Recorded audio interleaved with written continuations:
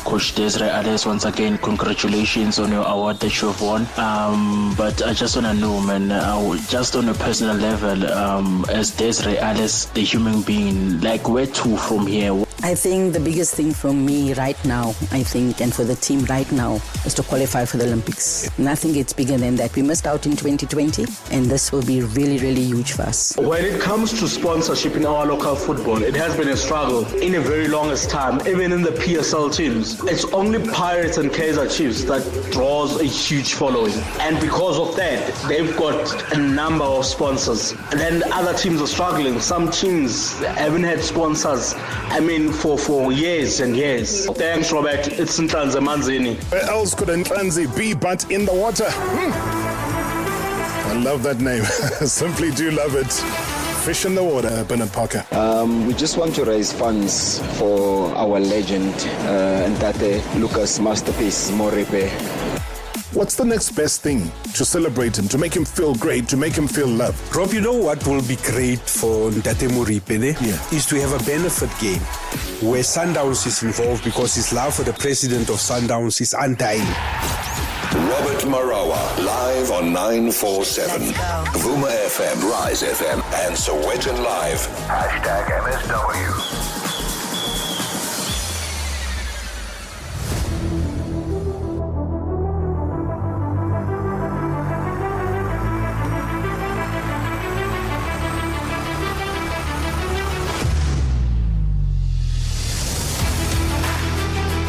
There's some very, very big words like persona non grata within an organization. What does that mean? Hey?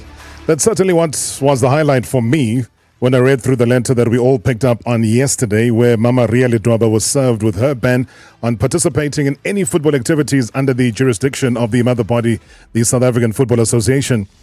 If you didn't read it, it kind of read, I'm not going to read the whole thing.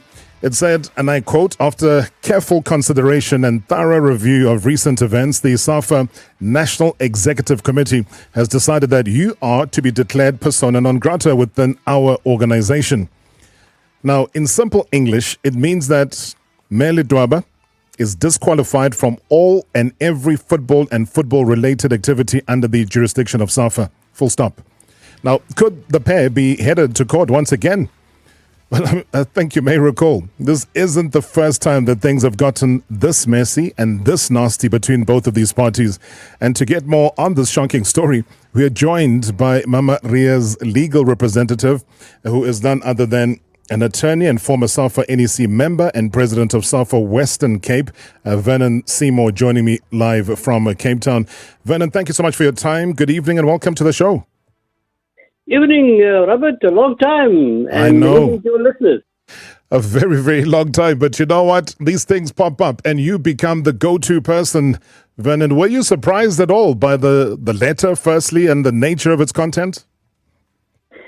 Firstly, Robert, I was very surprised that anybody within football could write something like that pertaining to Mayor Ria Ledwaba. I mean, it is simply outrageous.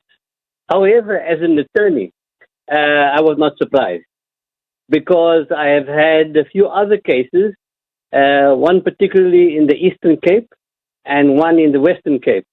It is very, very similar to what happened in this matter. Sure.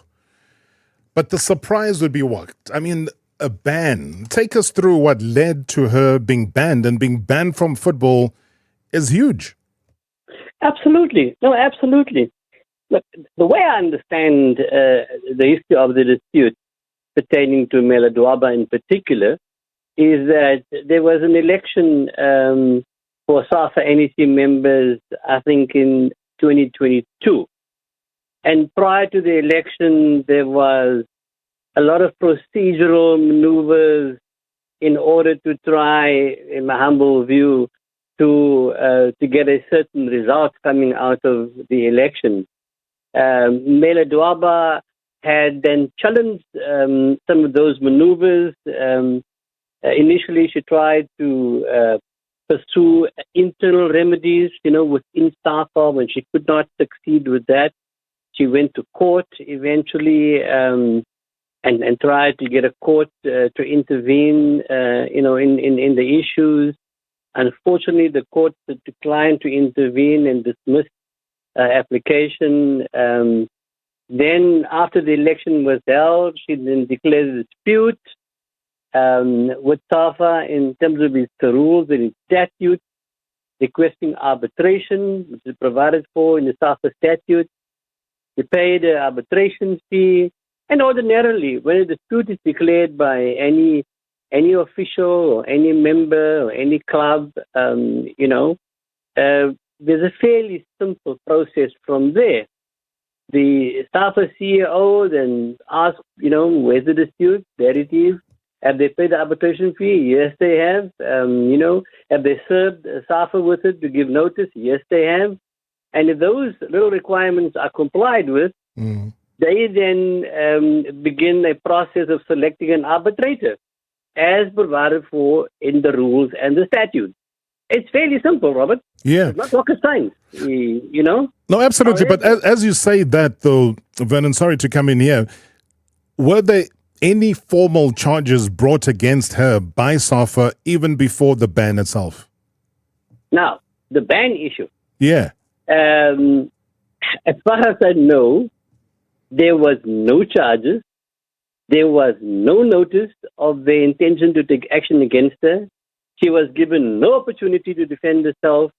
There was no due process. And as you know, we live in a constitutional democracy, which requires that if ever you want to take action against any individual in any organization, in any setting, you have to comply with our due process principle.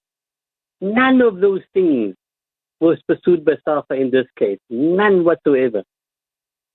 I know that as a top-ranking attorney, which you are, Vernon, I hate to bring you to a level of speculation, but I'm forced to in this situation here because in a straightforward way, if I asked you about her closeness, for example, to the former CEO, Dennis Mumble, do you believe, though, that has a bearing on her being suspended and then followed by this ban that we're currently talking about? Look, I'm going to give you a legal answer. And the legal answer is there is nothing that suggests that that's the case. Because she was the NEC member, she was the one who challenged the decisions, and she took responsibility for her own actions. Why should it matter if she is friends with anybody? It shouldn't. Are you with me? Yeah. However, as a former SAFA NEC member and as somebody who understands the dynamics within the organization, the conclusion that because she is close to Dennis Mumble or some other folks who may also be unhappy with SAFA is inescapable. Should we say unhappy with SAFA as an organization or unhappy with Danny Jordan? Well, the way I understand the discontent of members, and we speak all the time, we stay in contact whenever we see each other, at other platforms and forums. The general dissatisfaction with SAFA is, one, the way the leadership conducts its business, and here it is both the president and the CEO, and two, the general governance of SAFA has broken down. It is a broken system at this point in time.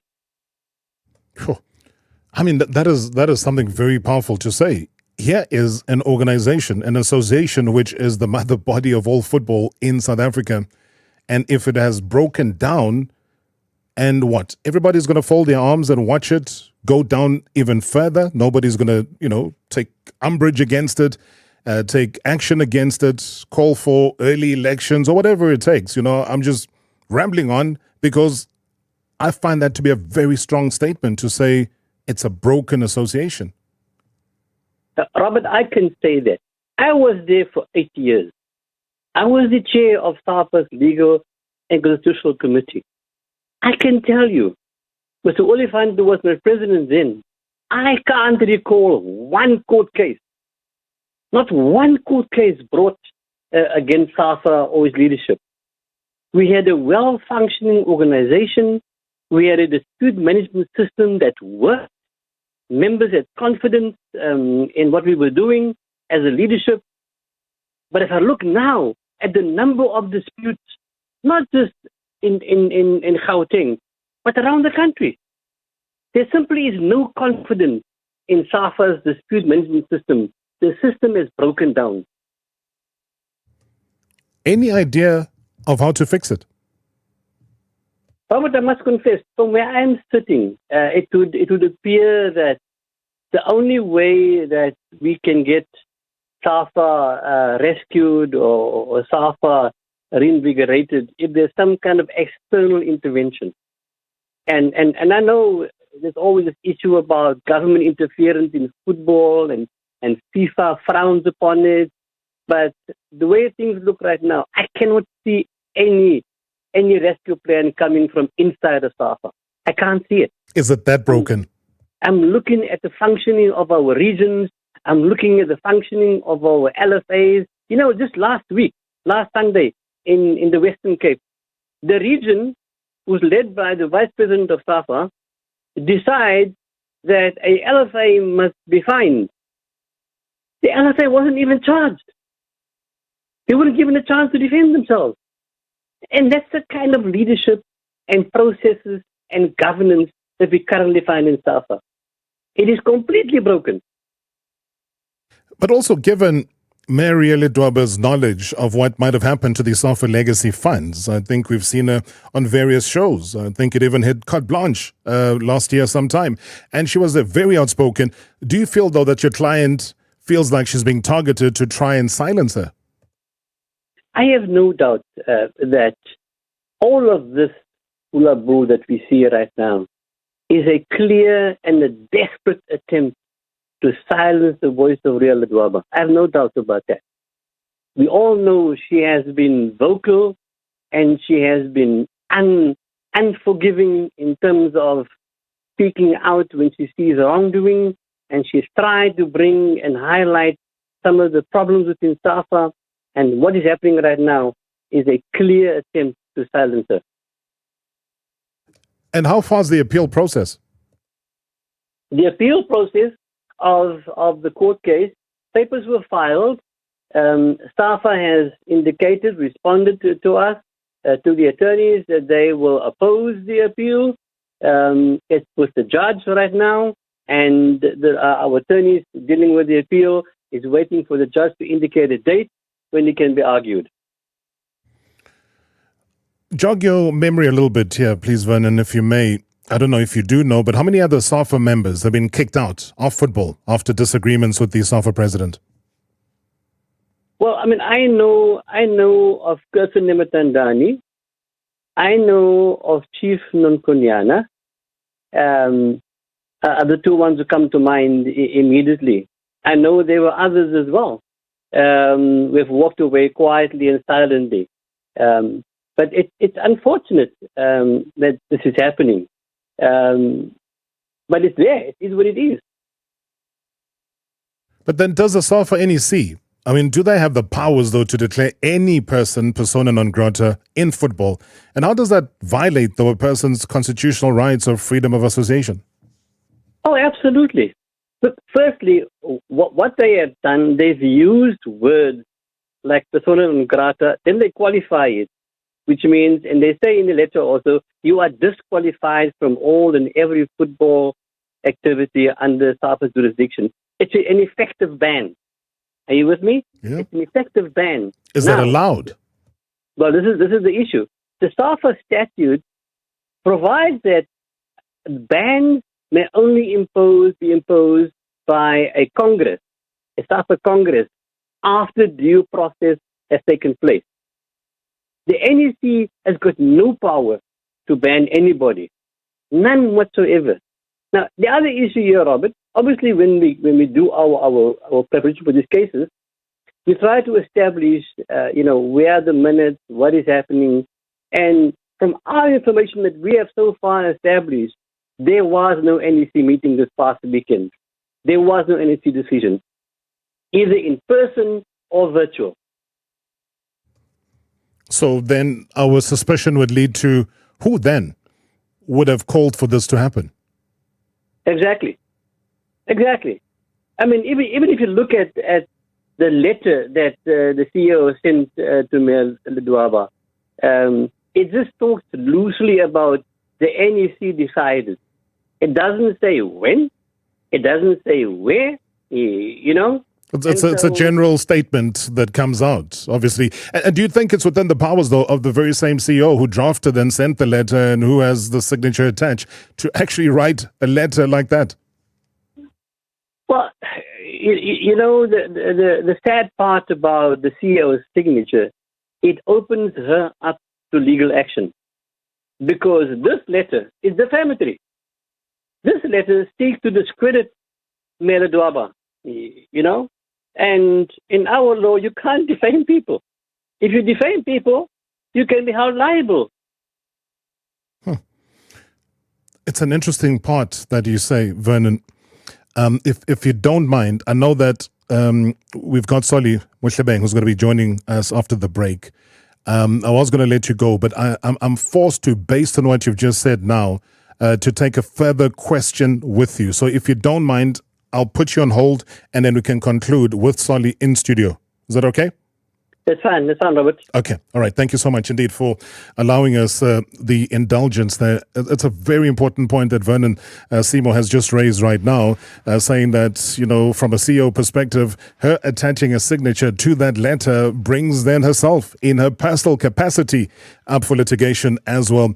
It's intriguing. I see a lot of your WhatsApp voice notes. We'll play those out. Hopefully we'll get answers.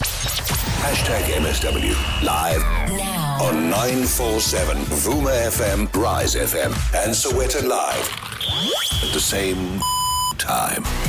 #MSW. Etc. Have you then sought legal action against her? Well, Robert, in our response to the letter, we make it quite clear that the letter relates to what we believe is a clear objective to defame our client, taint her character, and damage her good name and reputation within the football community after many years of outstanding service to football at all levels. You know, Ria was in the PSL, she's been in the LFA, she's been with ordinary clubs. And so what the letter does, it discredits or attempts to discredit Mela Duaba. And we have said in our response, our client is offended by the NEC decision and will consider options. And one of those options is to sue for defamation of character. When you read the letter, do you think she wrote it? Excuse me? When you read that letter, do you think she wrote it? Well, you know, Robert, I don't know the lady very well. I don't know how she writes, but, you know, I think it, you know, at the face value, it comes from her office. A signature on there, I know that for sure. So I accept. She wrote it. But no, she's a CEO, Robert. She's not a clerk sitting and issuing player cards. She's a CEO. She has to understand the nature of her job. We know of many CEOs in this country who simply refuse to sign certain letters. And if she was really had applied her mind to this particular matter, she should have refused. It's exactly why I asked the question, though, because how fully invested is she in the story historically? Well, I don't know, Robert. As I said, I don't. I'm currently au fait with the dynamics at SAFA House, you know, in Nazareth. But I'm disappointed. You know, I know as a player, when I was still a member of the NEC, she was a lovely personality. And I'm quite disappointed because she's also a woman. You know, I would have expected her to say, or at least think in a second thoughts, look, this is a lady. Is this the right thing to do? Should we go that far? She must ask those questions. Yeah. I think in my knowledge, that part doesn't work. I mean, I remember sitting through an interview with Portia Modise, for example, and she was citing people like Maria not coming to their rescue when they were suffering at Banyana. So at times, I think it goes even beyond the gender issue. It just goes with what people feel at the time is the right or the wrong thing to do. But just very quickly, though, Vernon, does I don't know, it's going to sound crazy though, but does the SAFA administrator have the right to block anybody from going to arbitration? They don't. They don't, Robert, because SAFA members and officials of regions and LFAs and clubs, that right vests in them. That right to appeal, the right to go up to arbitration, to file a complaint, it's vested in all of SAFA statutes in the membership. You know, I have another matter in the Western Cape where the person, also a lady, also a former chairman of women's football in the Western Cape, was found guilty by a DC and given a life ban. We then appealed. We filed all the papers. We paid the appeal fee. The appeal hearing was scheduled for 31 October 2022. On the morning of the hearing, it was removed from the roll. And guess what? Since that day, we've been unable to get the matter back on the roll again. She's been sitting at home. She can't partake in football because there's a ruling against her. The chair's been banned. That's how broken the SAFA system is. Here's a quick question for you, Vernon. Good evening, Rob, and your guest, Vernon. Rob, looking at the series of events, need to find out from your guest, is there a link between Mamria Ledwaba and the case that led to SAFA offices being raided last week by the Hawks? Or is she suspected to be the person behind that case? Or is this a suspension that is not related to that matter? I just want to hear your views around that. Tebogo, thank you so much indeed. How do you answer that, Vernon? Because, was it Friday?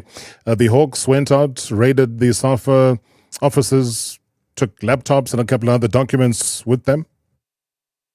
Yeah, look, I mean, I can understand, Tebogo, thanks for the question. I want to state categorically, Mayor Ledwaba has nothing to do with a complaint filed with the police relating to the allegations of financial mismanagement. She had no role in it. Other SAFA members who were upset and unhappy with the way things were going, they went to file that particular complaint with the police. However, one cannot escape at least the perception that perhaps the action taken against her now is in retaliation to the Hawks visiting our offices last week. Unfortunately, just the way we understand the football dynamic. Do you think anything's going to come out of that Hawks raid? Well, I don't know what is the substance, of the allegations. But the Hawks don't easily raid. They must have had something to work on which they believe they can take to a court for someone to answer to certain charges. From where you stand, do you think there'll be an arrest of the SAFA president? Well, if the Hawks are of the opinion that they have a sound case for him or anyone else in SAFA to answer, I'm sure they will approach the process in a professional way. And inform whoever is involved or implicated that they have to, comply with the law. But do you believe that arrests are needed? I don't believe so, Robert. Anybody who is faced with allegations that you have to answer, especially if you plead innocent, you must be prepared and open and say, no, it's fine. I will go to court and I will answer the allegations. I've got nothing to hide. Why must I be arrested? Well, tap into your system again, Vernon. Good to hear your voice. Thank you so much for being available and being honest. Thanks, Robert. Thanks for having me. I appreciate it. Vernon Seymour joining us live from Cape Town. That's Ria Ledwaba's attorney and also former SAFA NEC member, president of SAFA Western Cape, joining us on the line in studio is our guest. Hi, Rob. This is Andrew from Rodipot. Rob, I'd just like to ask Mama Ria's attorney if there's any coincidence with Mama Ria's situation after, the president of SAFA was charged by NPA formally. I mean, it's a bit strange that immediately after that event happened to the SAFA president, then Mama Ria Ledwaba is being suspended by SAFA.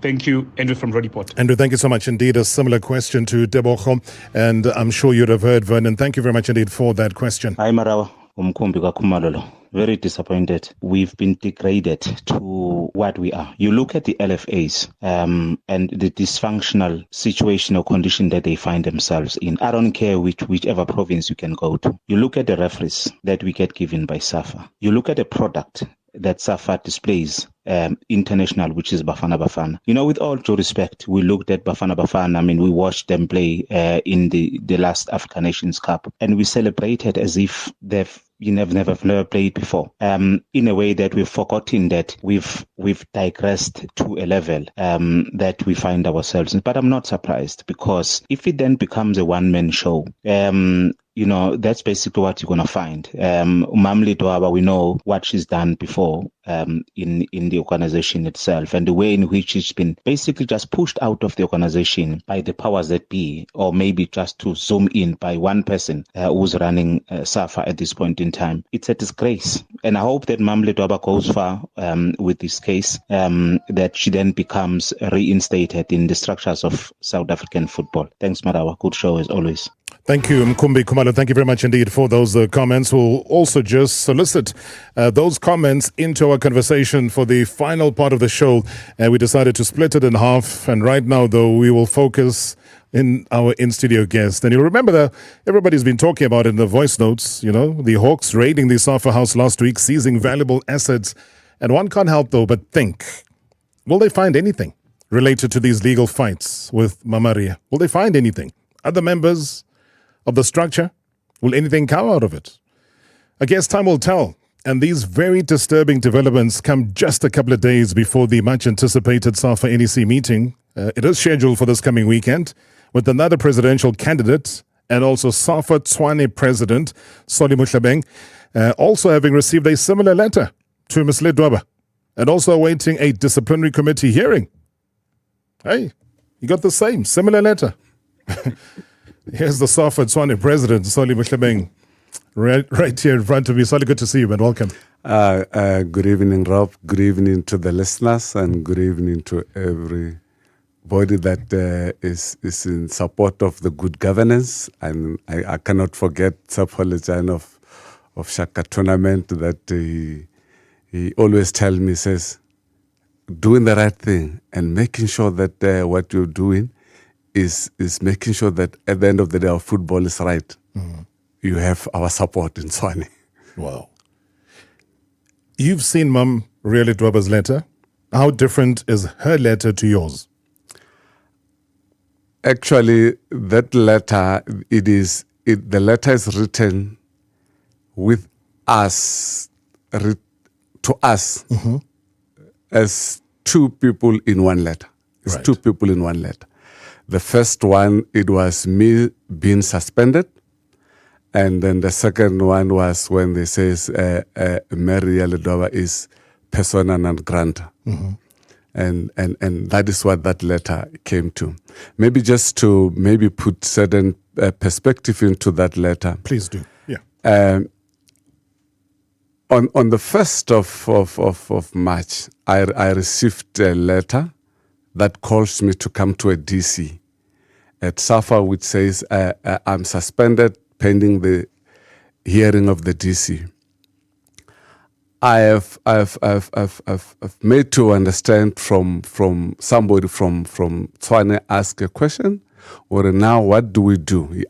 He did not ask me, they asked around, and then the letter came out on the 8th. The letter came out on just before the raid to say that Solly suspended and Maria is persona grata. That's how that letter came, and then it was so much, disappointing. Even disappointing I think is an understatement, because you have never seen such a level of ungovernance that is existing. I've never seen something like this. So you were called to a DC. What was your wrongdoing? I'll take you. Maybe I can take you back to the 31st of March, 2022. Right. Where there was similar kind of a letter where it was said, I'm called to a DC, I'm suspended pending the DC hearing. And that letter did not have the date when the DC is going to be and all of that. Then the reason was because in the Congress of the 26th March 2022, I raised my hands to say, but how do we declare the Congress without getting know the people that are here are the relevant people? So I was removed from the Congress by security and all of that, and that's what happened. Then nothing happened.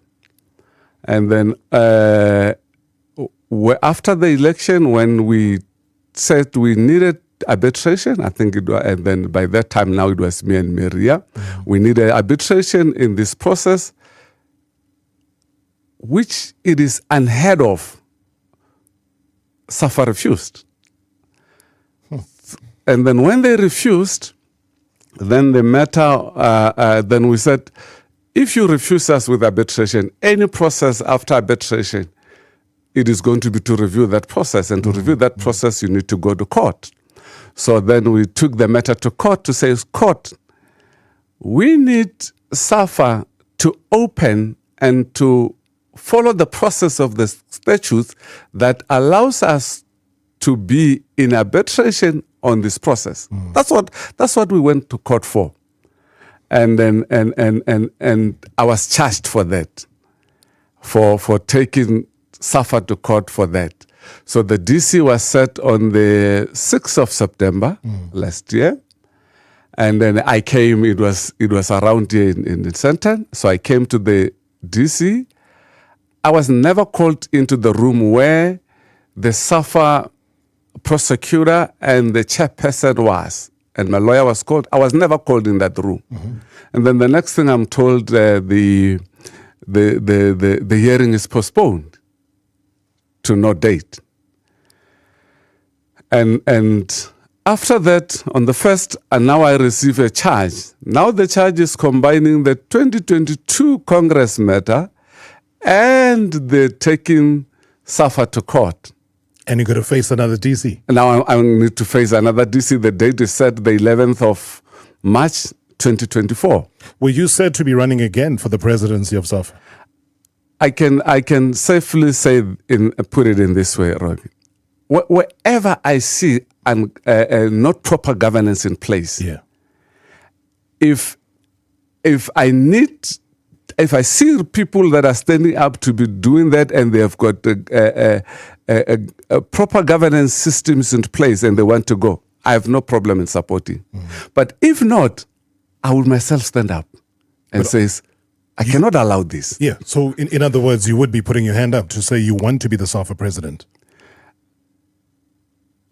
I can say at the moment with how things is going and all this process, with all this and governance things that is happening, and I'm standing up and says, I'm here to make sure that SAFA comes back in line. We have got a proper governance system. But would you go for SAFA presidency? I will go if need comes. #MSW live now on 947 Vuma FM, Rise FM, and Sowetan Live at the same time. #MSW. Get more for even Sports Award winner Desiree Ellis, coach of Banyana here in studio. All the hard work that's been put in, Rob, we talk about, we always say if the team does well, individuals stand out, but this award is for everyone involved in that because they make us look good, so big thank you to Banyana players and staff for this.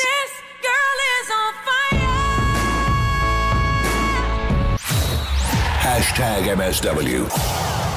#MSW. Rob, I am absolutely dumbfounded. I'm so incredulous that after all of these years, we still have a dictator that is sitting at the throne of our football association. It is clear without a doubt, Rob, that these are delay and debt tactics of Danny Jordan. Maria Lidwaba continues to be the strong voice of opposition where it comes to the running of SAFA, where it comes to elections and re-elections of leadership leadership in SAFA. So it is clear to see that these are just dead tactics by Danny Jordan to silence Riale Dwaba. And I think it is about time that the football nation comes together and takes a very stern stand on this, because we cannot continue to go down and be ruled by a dictator in our football, where so many structures are within Tatars, if anything, Jews from Togoza. Juice, thank you very much indeed. Direct. Hey, do you think SAFA is being led by a dictator, Sonny?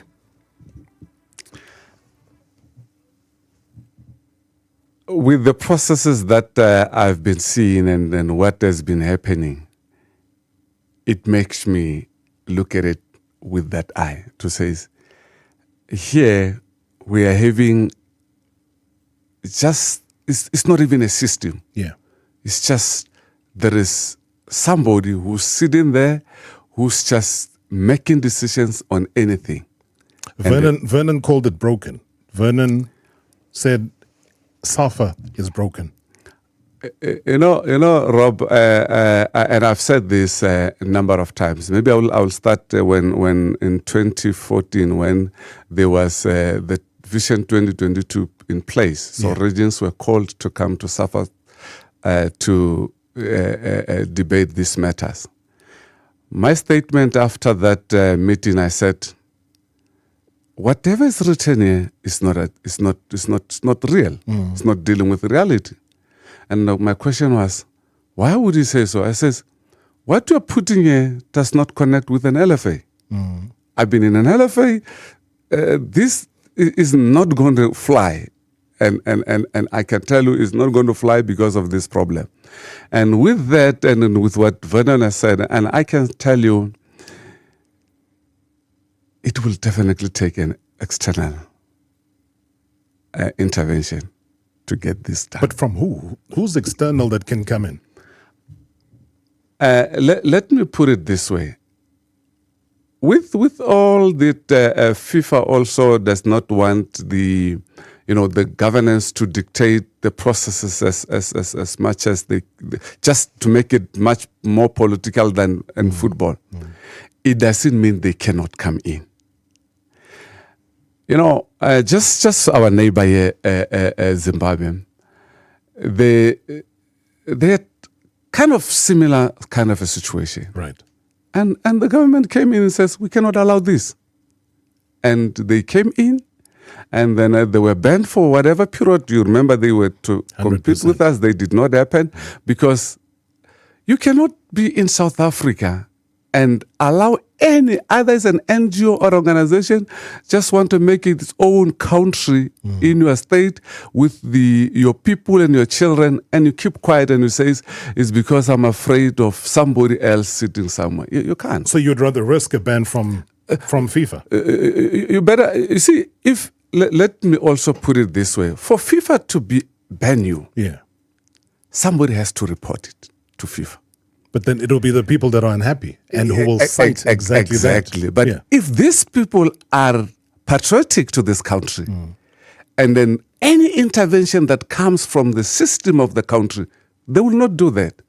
I can safely tell you, if maybe let me just make an example. Let's say in Saudi Arabia, and the Saudi Arabian government says, hey, you are messing up with our football. And they come to you and says, please, shift. And you try and go and report them up. They will not take it light. They will challenge you more than what they did. But with our democratic processes as a country as we do, so somebody who is patriotic, if such an engagement comes into play, you will not be able now to say, I want to hold the entire country and in its children and transform. You'll realize the situation that happened with Banyana when we went to the World Cup. I mean, our government in Gauteng wanted to come in to say, no, but let's save ourselves. Let's not embarrass ourselves. But you cannot go around and say, no, the government cannot come in. If they go in, I'm going to report them so that they can ban, so that you can disadvantage. Why would you want to disadvantage every children of this country? Because you want to make it dysfunctional. I think that is, it's pretty much that, is that if we are not ruling and governing, then let's make it dysfunctional if the government comes in and does interfere. I'm going to chat to you. Solly Mohlabeng is my guest. SAFA president is here in studio with me. I want to touch on the financial statements, but before that... Rob, it's Kanyile Ntembisa. Rob, I think SAFA is taking us for a ride here. Each and every person is opposing their view. Get silenced professionally, so as it looks in the eyes of everyone. Rob, remember, Dlamini was, even though we don't have proof, that she was the number one instigator of those on that toy of the Banyana before they went on to play in the World Cup. Since then, she has been number two. Nokonyane, she's been silenced. Mamoria has indirectly, she's being silenced. So Danny is getting all these favors because I believe since he's politically connected to the ruling party. So I just wonder, when is this going to stop? Thanks, Rob. I'm just disturbed. Yeah, disturbed indeed. I think we were talking with Solly just a short while ago about the role of FIFA. I see your questions just popped up. Hi, Rob. Rob, I must say, unfortunately, the news coming out of SAFA House is the stuff of movies, There's a former EXCO member of SAFA called Bra Willie. I don't know what his surname is. And he was talking about how the finances were so mismanaged, or rather are so mismanaged at SAFA. Now, my question to your guest is there nothing that any of these executive members can do to report what's going on to FIFA so that FIFA may intervene? Thanks, Farai. How do we answer that?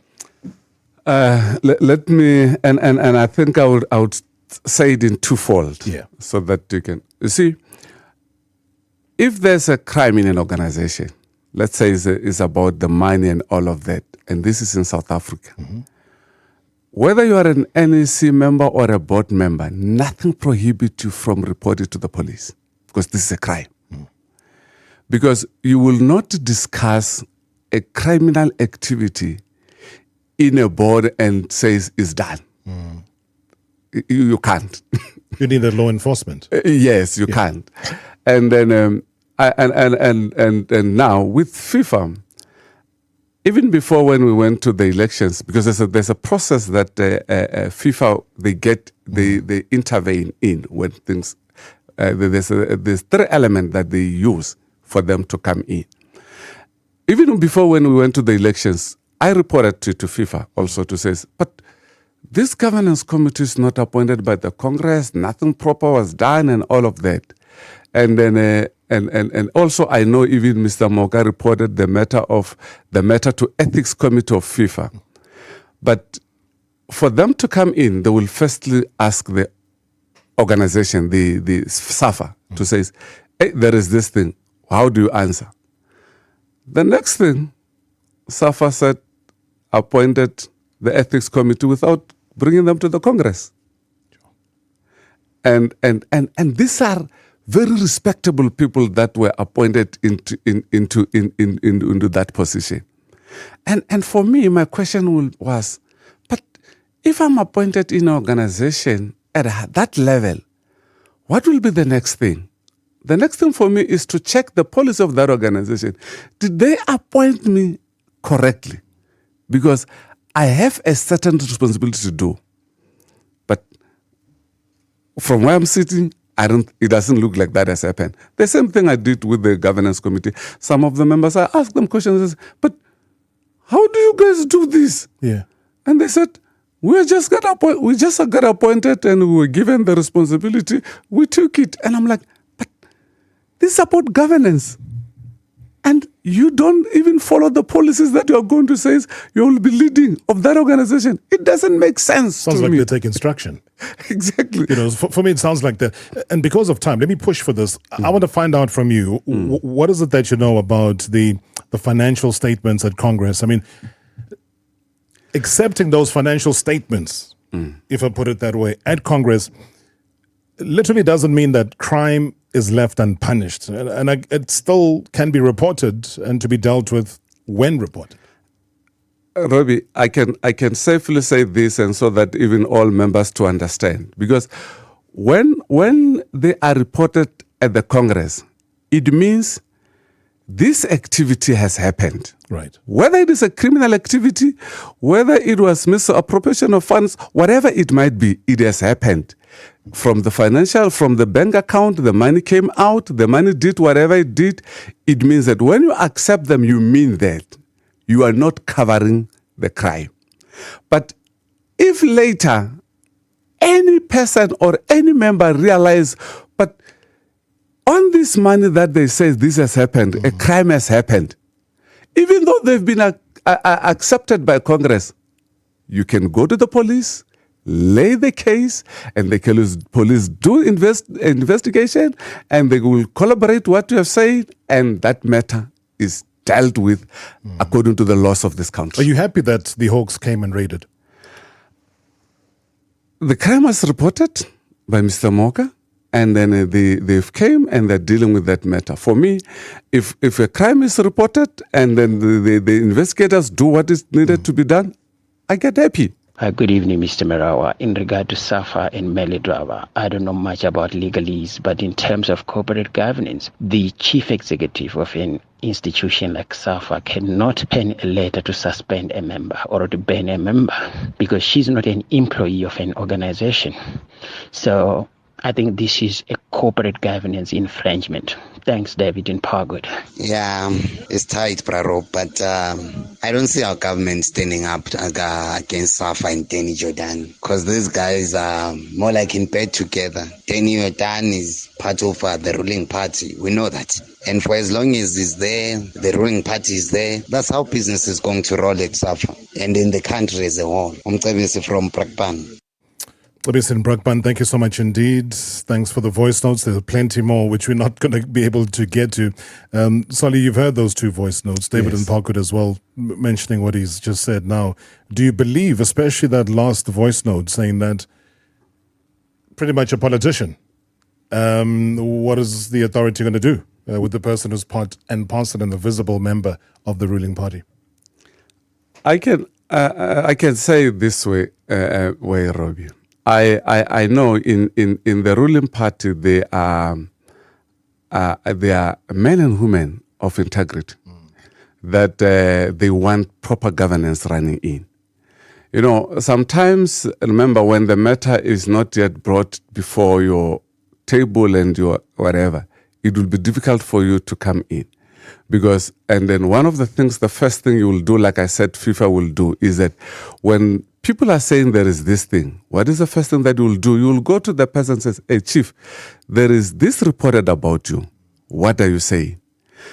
The person can choose to lie to you. The person can come and play politics to you, and depending on the level of what he says, they can tolerate to a certain point. But the more facts comes out, obviously they will then turn to say, no. You are my comrade, but this one is not correct. Okay, just quickly, I'm pushing you. Last 20 seconds of the show. NEC sitting this weekend. What are you expecting to come out of that?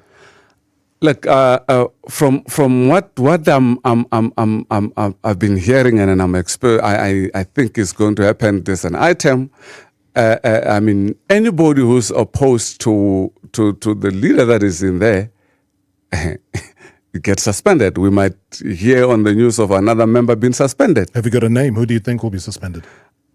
I think for me, Robbie, please, on that one, I will definitely have to not to just the name, but that is expected to happen. There's a lot of people that Abel Rakoma, Willie Moka, Gemukwena, that have gone through the same route, and then I think this member, this official, might also do the same route.